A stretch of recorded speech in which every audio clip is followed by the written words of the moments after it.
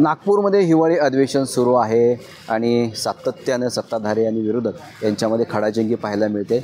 मात्र यामध्ये कुर्ला विधानसभेचे आमदार मंगेश कुडाळकर यांनी आपल्या मतदारसंघासाठी वेगवेगळ्या मागण्या केल्या आहेत। गेल्या अनेक वर्षांपासून ते आपल्या मतदारसंघातील विविध प्रश्न घेऊन सभागृहामध्ये आवाज उठवण्याचा प्रयत्न करत आहेत। या अधिवेशनामध्ये देखील वेगवेगळे मुद्दे त्यांनी सभागृहाने मांडलेले आहेत आणि या सगळ्या संदर्भामध्ये बोलण्यासाठी कुर्ला विधानसभेचे आमदार मंगेश कुडाळकर आपल्यासोबत आहे। सर, तुमचं खूप खूप स्वागत आहे DRV न्यूज मराठीमध्ये।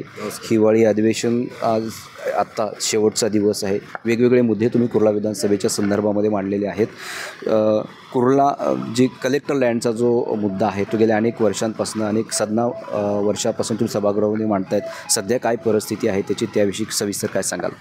नाही, नक्कीच कुर्ला विधानसभेतील जे विविध प्रश्न आहेत त्यापैकी महत्त्वाचा विषय आहे तो कलेक्टर लँड, म्हणजे जिल्हाधिकारी कार्यालयामधील जागेवरील ज्या गृहनिर्माण संस्था आहेत, ज्या 50 वर्षापूर्वी ज्या इमारती बांधल्या गेल्या त्या आज मोडकळीस आलेल्या आहेत, त्यांचा पुनर्विकास झाला पाहिजे आणि त्या दृष्टीने प्रत्येक सोसायटी फ्रीहोल्ड झाली पाहिजे आणि तरच त्याचा पुनर्विकास होऊ शकतो।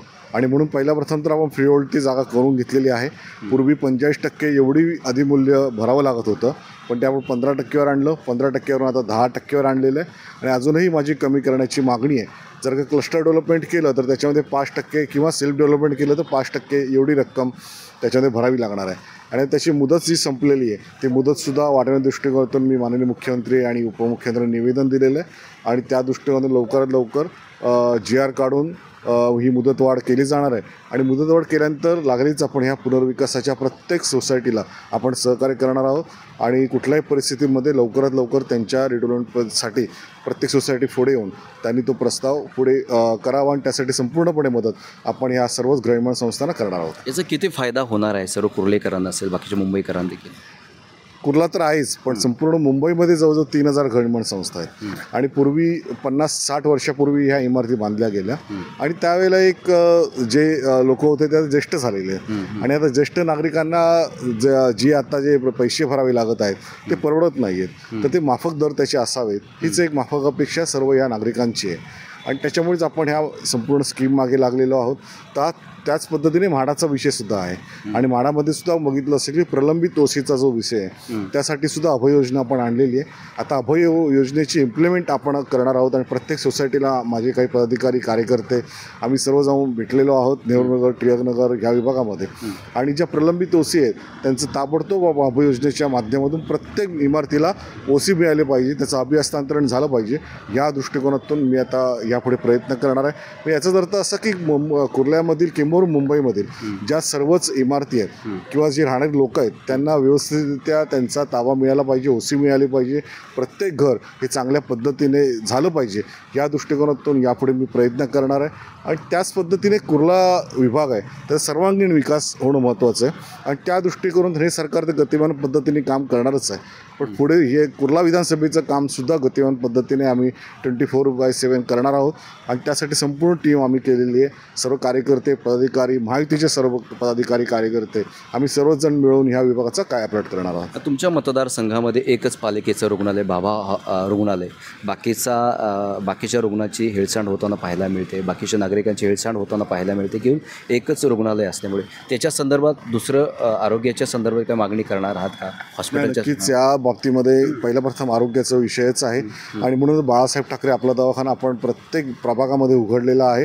आता 2 ठिकाणी माझे अजून प्रस्तावित बाळासाहेब ठाकरे आपला दवाखाना आहे, ठक्करप्पामध्ये आणि एक टिळकनगरला आणि दोन्ही ह्या 5-6 महिन्यामध्ये उघडण्याचा माझा मनोदय आहे आणि त्याच पद्धतीने बाबा हॉस्पिटलसुद्धा अद्ययावत झालं पाहिजे जेणेकरून अधिकाधिक लोकांना त्याच ठिकाणी सुविधा मिळतील, जे पेशंट येतील, रुग्ण येतील, मध्ये कुठल्याही त्यांचा आजारपण असेल तरी त्याच ठिकाणी सगळ्या सुविधा त्यांना मिळायला पाहिजे या दृष्टिकोनातून पहिला प्रयत्न करणार आहे। कोहिनूरमध्ये जे सिटी आहे त्या ठिकाणी सुद्धा एक हॉस्पिटल मंजूर झालेलं आहे जवळ 450 बेडचं, तर ते सुद्धा लवकरात लवकर सुरू व्हावं यासाठी प्रयत्न करणार आहोत आणि ईस्टला सुद्धा कुर्ला पूर्व किंवा चेंबूर परिसरामध्ये एक चांगलं हॉस्पिटल असावं या दृष्टिकोनातून सुद्धा मी माननीय कमिशनर यांना पत्र लिहिलेलं आहे आणि ताबडतोब ते कुठल्या परिस्थितीमध्ये एक चांगलं हॉस्पिटल एक लोकांच्या ज्या गरजा आहेत त्या पहिल्या प्रथम आपण त्या ठिकाणी पूर्ण करणं फार आवश्यक आहे आणि त्या दृष्टीने प्रयत्न करणार आहोत.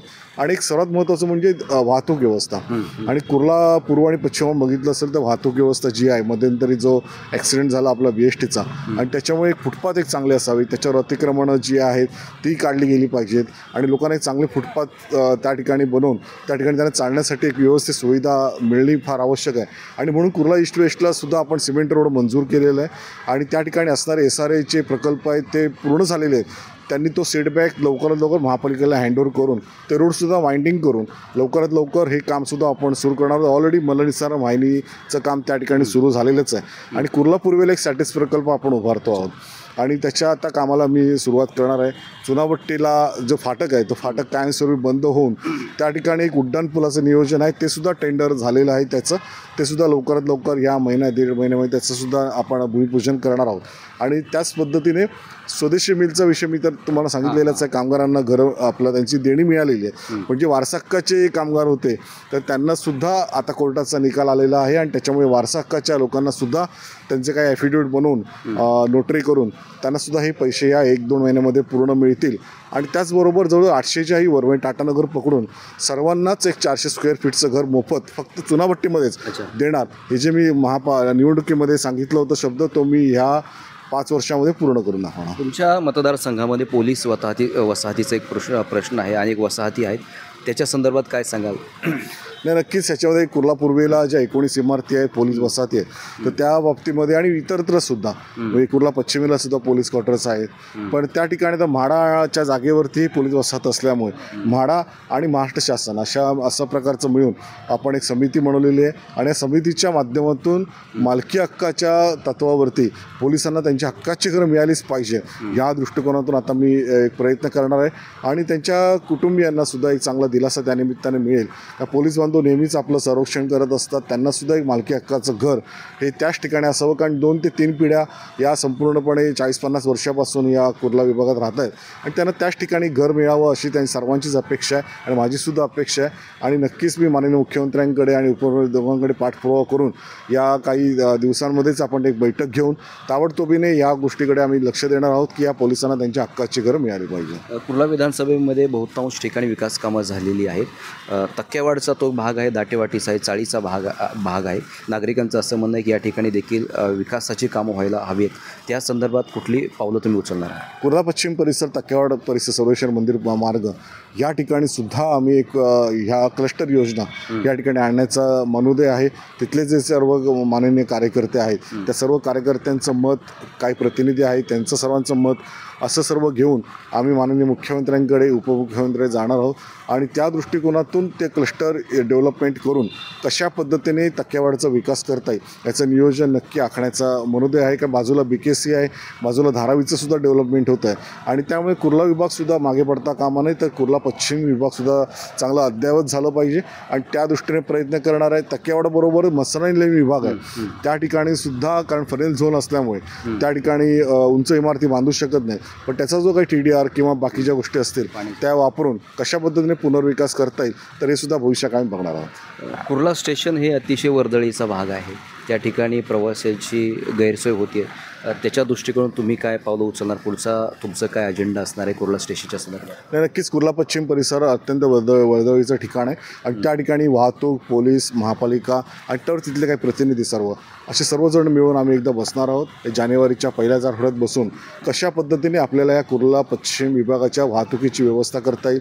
मुख्य म्हणजे तिथले जे अनधिकृत सर्व जे स्टॉल्स आहेत किंवा अतिक्रमण आहे ते पहिल्यातून काढलं पाहिजे आणि त्याचबरोबरीने अत्यंत तिथे CC रोडसुद्धा मंजूर झालेलं आहे, त्याचं कामही सुरू झालेलं आहे काही ठिकाणी आणि त्याच्यामुळे निश्चितपणे चांगलं आणि त्या ठिकाणी जे सेटबॅक मिळायला पाहिजे SRA बिल्डिंगच्या पूर्ण झालेल्या आहे ते जर का सेटबॅक चांगल्या पद्धतीने मिळाला तर मला वाटतं तो SG बरोबर रोड कुर्ला पश्चिमेचा आहे, कुर्ला स्टेशन ते LBS रोडपर्यंतचा, तर तो निश्चितपणाने एक चांगला रोड त्या ठिकाणी होऊ शकतो आणि त्या दृष्टीने आता प्रयत्न करणार आहे. आता पुढच्या 5 वर्षामध्ये महायुती सरकारच्या काळामध्ये महाराष्ट्राचा कशा प्रकारचा विकास होईल असं तुम्हाला वाटतं? थोडक्यात नाही, नक्कीच कुर्ला विभाग करता मुंबईकडे सुद्धा लक्ष देणार आहे आणि त्याचबरोबर मुंबईबरोबर महाराष्ट्रसुद्धा आहे आणि त्याच्यामुळे माननीय एकनाथ शिंदे साहेबांच्या नेतृत्वाखाली शिवसेनेच्या माध्यमातून नक्कीच त्यांच्यासोबत राहून अधिकाधिक कामं करतील. आणि कारण आपण यावेळी 2.5 वर्षाचा झंझावात माननीय शिंदेसाहेबांचा बघितला असेल आणि आता माननीय मुख्यमंत्री एक देवेंद्रजी फडणवीससुद्धा आहेत आणि त्याच्यामुळे नक्कीच हे दोघे मिळून चांगल्या पद्धतीने आपल्या संपूर्ण महाराष्ट्राचा विकास केल्याशिवाय राहणार नाही.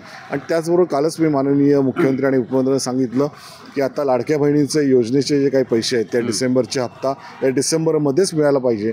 आणि त्याचबरोबर आपण जो निवडणुकीत शब्द दिलेला होता की 1500चे 2100 रुपये झाले पाहिजे, तर ते सुद्धा लवकरात लवकर आपण करावेत अशी सुद्धा मी अपेक्षा व्यक्त केलेली आहे आणि त्यांनी सुद्धा त्याला मंजुरी दिलेली आहे. आणि त्यामुळे येत्या काळामध्ये नक्कीच ते 1500चे 2100 होते. नक्कीच तुम्ही आमची संवाद साधल्याबद्दल धन्यवाद. हे होते कुर्ला विधानसभेचे आमदार मंगेश कुडाळकर. कुर्ला विधानसभेसाठी वेगवेगळ्या मुद्द्यांवरती त्यांनी नेहमीच सभागृहामध्ये आवाज उठवलेला आहे. मी गुणवंत दांगड, DRV न्यूज, नागपूर.